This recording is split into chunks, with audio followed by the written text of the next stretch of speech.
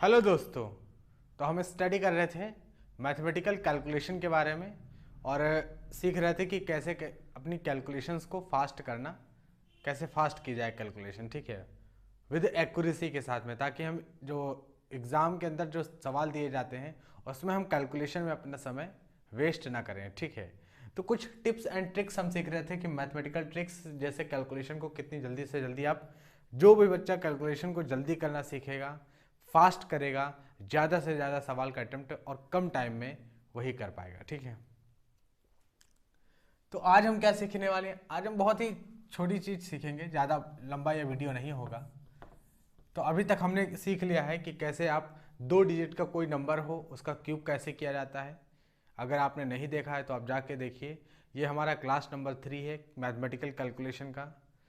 और इससे पहले हमने वीडियो बनाई जिसमें हमने सीखा कि किसी भी नंबर का स्क्वायर कैसे निकाला जाता है जल्दी से जल्दी, ठीक है। किसी भी नंबर, कोई भी नंबर हो, उसका स्क्वायर कैसे निकाला जाता है जल्दी से जल्दी। उस वीडियो का जो लिंक है वो डिस्क्रिप्शन बॉक्स में हम डाल देंगे, ठीक है। तो आप वो देख सकते हो, इससे जस्ट पहले का वीडियो है।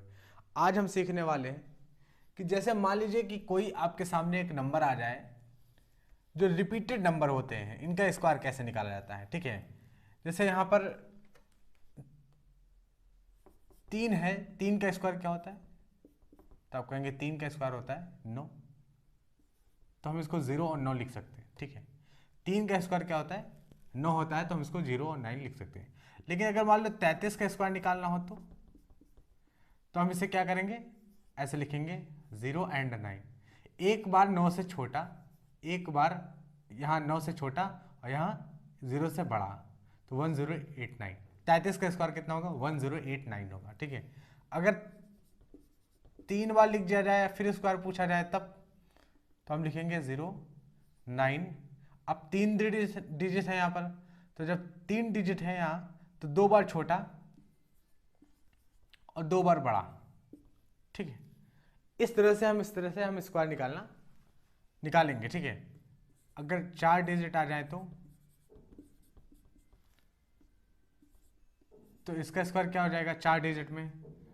तो 3 बार जो है 9 से छोटा, यानी 8 8 8, और 3 बार 0 से बढ़ा तो 1 1 1, ठीक है। तो 3 3 3 3, इसका स्क्वायर कितना होगा? इतना हो जाएगा, ठीक है। आपने देखा हम क्या कर रहे हैं कि जितने डिजिट, जैसे 3 का स्क्वायर अगर आपको आता है तो 3 का स्क्वायर सबको आता है, 3 3 का 9 है। फिर उसके बाद 3 अगर रिपीट करेगा तो उसका स्क्वायर कैसे निकाला जाएगा आपको अच्छे से समझ में आ रहा होगा, ठीक है। जैसे यहाँ 2 डिजिट थी तो हमने क्या किया, उसी 0 9 को थोड़ा सा गैप देके एक बार छोटा एक बार बड़ा, क्योंकि 2 डिजिट में एक बार छोटा एक बार बड़ा, 2 डिजिट में। अगर 3 डिजिट है तो 2 बार छोटा 2 बार बड़ा, ठीक है। 0 से आप देखो यहाँ पर 2 बार बड़ा 2 बार छोटा। अगर 4 डिजिट है तो 3 बार छोटा 3 बार बड़ा, ठीक है। लेकिन हमारा जो स्टार्टिंग में 3 का स्क्वायर था वो यहीं से देखा जाएगा, ठीक है। 3 का स्क्वायर कितना था? 0 एंड 9, तो 0 एंड 9 ऐसे लिखा। 3 बार छोटा, क्योंकि डिजिट कितनी थी? 4 थी, तो 3 बार छोटा 3 बार बड़ा, ठीक। जैसे 6 का निकालने को आपसे पूछ लिया जाए 6 का बताइए, तो 6 का स्क्वायर सबको पता है, 6 का स्क्वायर 36 होता है। और अगर आपसे 66 पूछ लिया जाए 66 का बताइए, तो ऐसे ही बिल्कुल जैसे यहाँ किया वही यहाँ पर करना है आपको। क्या करना है? 3 और 6 थोड़ा गैप देके आपको 6 ऐसे लिखना है, ठीक है। एक बार छोटा, क्योंकि 2 डिजिट है तो एक बार छोटा यानी 5, और एक बार बड़ा यानी 4, ठीक है। अगर 6 6 6 ऐसे आ जाए, इसका स्क्वायर बताइए, तो आप क्या करेंगे? वैसे ही 36 वाला लिखेंगे। और फिर अब देखो 3 डिजिट है तो 2 बार छोटा यानी 5 5, और फिर 2 बार बड़ा इससे, ठीक है। तो ये आ जाएगा 4 4। अगर 4 बार रिपीट कर दिया जाए 6 6 6 6, तो बताइए क्या स्क्वायर होगा? तो बहुत सिंपल तरीका है, आप 6 का स्क्वायर 36 जानते ही हैं, तो ऐसे लिख लीजिए 36। और फिर 4 डिजिट है तो 3 बार छोटा और 3 बार बड़ा, तो 6 से 3 बार छोटा यानी 5 5 5 4 4 4, तो ये इसका स्क्वायर हो जाएगा, ठीक है। तो 3 और 6 का स्क्वायर जब रिपीटेड करें तो किस तरह से निकाला जाता है, आई होप आपको ये चीज़ समझ में आ रही होंगी, ठीक है। जैसे 9 का स्क्वायर क्या होता है? तो 9 का स्क्वायर होता है 81 81, पता है सबको।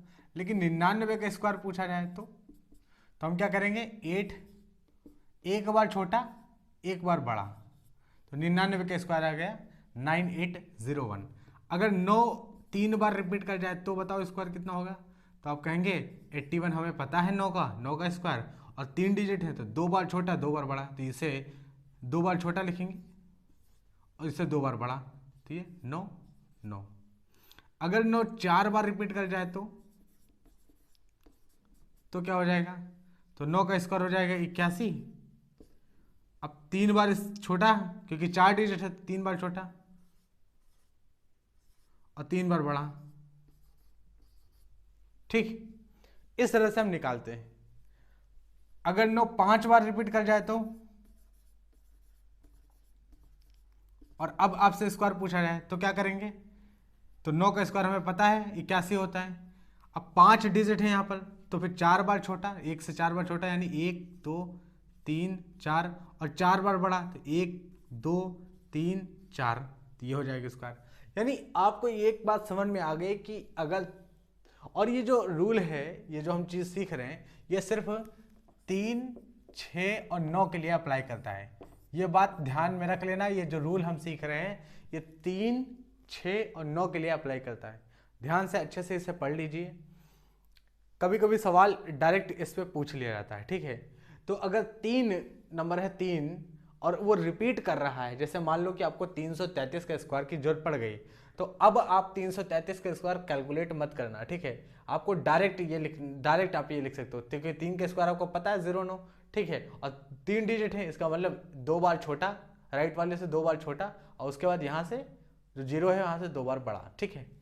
ऐसे ही 6 का आपको पता है तो 36 होता है। फिर अब इसी के बीच में नंबर आएंगे, बाकी जो नंबर आना है, तो जैसे जरूरत पड़ गई आपको 66 के स्क्वायर की, तो आप डायरेक्ट आप लिख सकते हो 66 का स्क्वायर क्या, कि 6 का स्क्वायर होता है 36, आपने 36 लिख लिया, और फिर उसके 2 डिजिट है तो एक छोटा फिर एक बड़ा, ठीक है।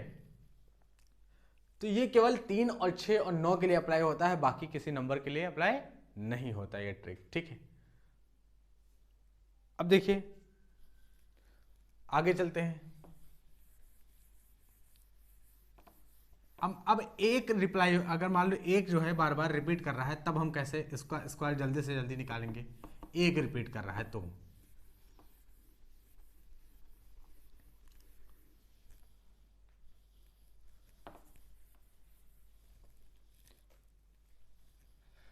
जैसे एक का स्क्वायर क्या होगा, तो आप कहेंगे एक का स्क्वायर तो एक ही होगा। फिर 1 का स्क्वायर, 11 का स्क्वायर क्या होगा? 121 होगा, रटा होता है सबको 121। लेकिन अगर 1 का स्क्वायर पूछा जाए तो इसका स्क्वायर होगा 1 2 3 2 1।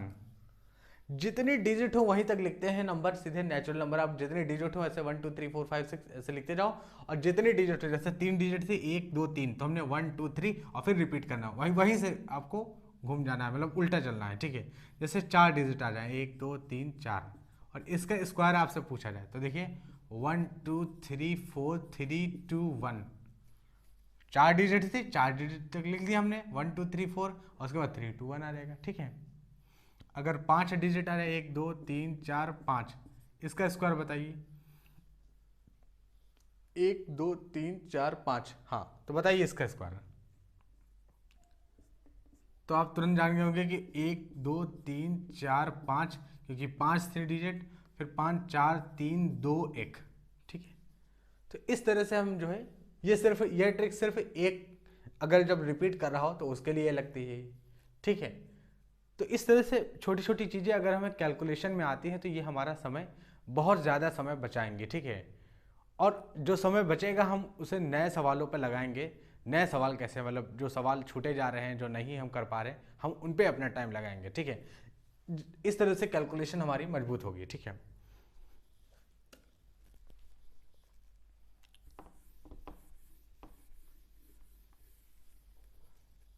जैसे एक सवाल अगर हम लिख लेते हैं, क्वेश्चंस लिखते हैं, अगर मान लो इस तरह का क्वेश्चंस आज के पहले अगर आपने ये देख लिया है और उसके बाद ये क्वेश्चन सब लिख रहे हैं, तो आप हो सकता है जल्दी से लगा दें।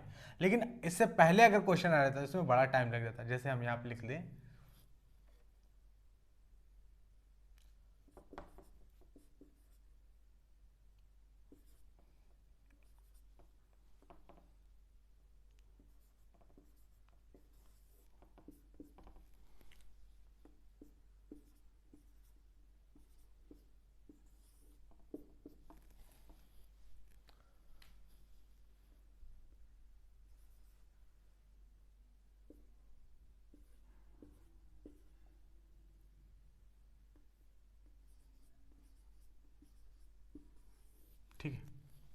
तो ये क्वेश्चन आपके सामने है, बताइए इसका उत्तर क्या होगा इस सवाल का। काफ़ी देखने में बहुत बड़ा क्वेश्चन लग रहा है, लेकिन वो जो आपने सीखा ना सिर्फ उसी का आपको अप्लाई यहाँ पर करना है। जितना अभी आप तक सीखा है, आपने सीखा है, सिर्फ उसी के लिए अप्लाई। अगर आपको अच्छे से समझ में आए तो क्वेश्चन सिर्फ एक मुश्किल से मुश्किल ये 30 से 35 सेकंड के अंदर ये सवाल लग जाएगा आपसे, ठीक है। और अगर आपको वो चीज़ नहीं आती है तो फिर आप लगाते रहिए एग्जाम में, कैलकुलेट करते रहिए। सवाल का उत्तर निकालना विद इन टाइम जो है 30-35 सेकंड में पॉसिबल नहीं है, जिसे वो चीज़ नहीं पता है। तो यही चीज़ हम सीख रहे हैं ना कि जल्दी से जल्दी सवाल कैसे किया जाए। आपको पता है कि ये 36 है और 36 का ही किया गया होगा, 6 से ही 6 का रिपीटेशन करने के बाद जो नंबर आता है उसी का स्क्वायर होगा। और देखो 2 बार छोटा, इसका मतलब उसमें 3 डिजिट रहे होंगे 6 के। ये भाई इसी का तो स्क्वायर हो जाए, अभी हमने सीखा ही, ठीक है। और ये क्या है, तो 1 2 3 3 2 1 2 3 यानी 3 बार गए, फिर रिपीट करना शुरू हो गया। इसका मतलब यहाँ पर 1 2 3 इसका स्क्वायर है ये।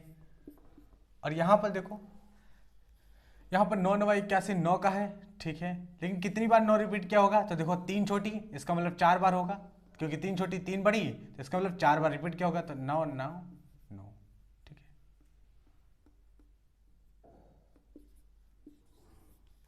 तो इस तरह से स्क्वायर इनके ये स्क्वायर लिखे गए हैं, ठीक।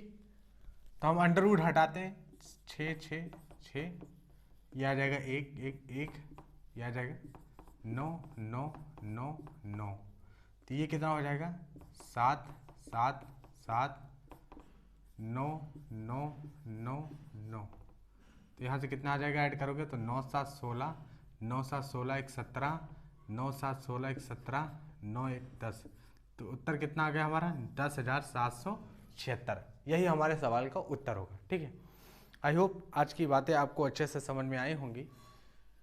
और कैलकुलेशन को अगर आपको अच्छा बनाना है कि आप कैसे किसी चीज़ को कैलकुलेट करें जल्दी से जल्दी, ठीक है, तो जो बेसिक जो मैथमेटिक्स है वो तो हम सीख ही रहे हैं, लेकिन हमें कैलकुलेशन आना बहुत ज़्यादा ज़रूरी है, क्योंकि हम जिस एग्ज़ाम की तैयारी कर रहे हैं वहाँ बहुत कम टाइम हमें मिलता है, ठीक है।